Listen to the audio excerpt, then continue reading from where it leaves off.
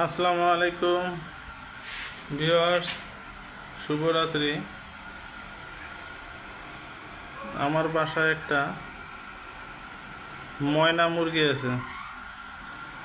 ময়না মুরগি এই জন্য বলবো, ময়না পাখি খাঁচায় পড়ছে, তাই না?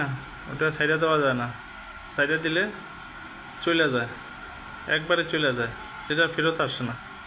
তো আমার যে মুরগিটা আছে, সেই মুরগিটা দেশের বাড়ি গ্রামের থেকে গিফট করছে।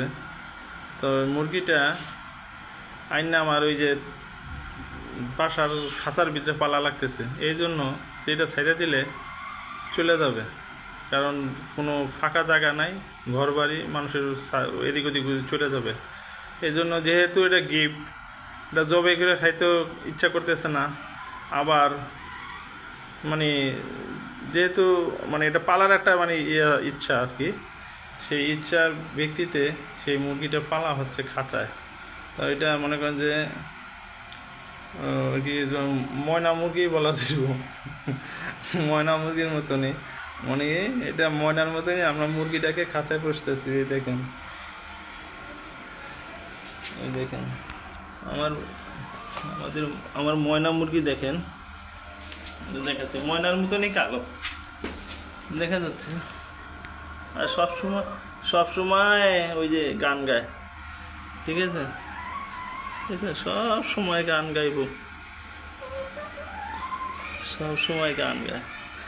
এটা সাইডে দিলে চলে যাবে গা, কারণ আশেপাশে তো যেহেতু তিনতলা উপরে আছি, আর ফাঁকা জায়গাও নাই, ঢাকার শহর, সেই জন্য এটাকে ওই খাঁচার ভিতরে পালা হয়, ঠিক আছে, এটার বাইরে যাইতে দেওয়া হয় না।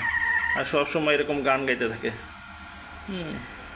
তো ওই মুরগি পোষা যে একটা শখ, সেই শখটা পূরণ হচ্ছে, প্লাস পাখি পোষার শখও পূরণ হচ্ছে, এরকমই। তো জবাই করে খাইতে ইচ্ছা করতেছে না, যে এরকম একটা যেহেতু গিফট দেওয়া মুরগি, সেই জন্য আর কি গ্রামের থেকে দিছে। সর্বোপরি এটা একটা ভালোবাসার নিদর্শন, ঠিক আছে। তা ভালোবাসাটা এমন একটা জিনিস, যে যে জিনিসটার উপর ভালো লাগে বা ভালোবাসা আসে, সেই জিনিসটার জবাই করে খাইতে ইচ্ছা করতে না। আর একটা জিনিস কি উপহারের জিনিসটা, সেই জিনিসটা যত্ন করে রাখতে ইচ্ছা করে। তা ভালো থাকেন, আল্লাহ হাফেজ, শুভরাত্রি, আসসালামু আলাইকুম।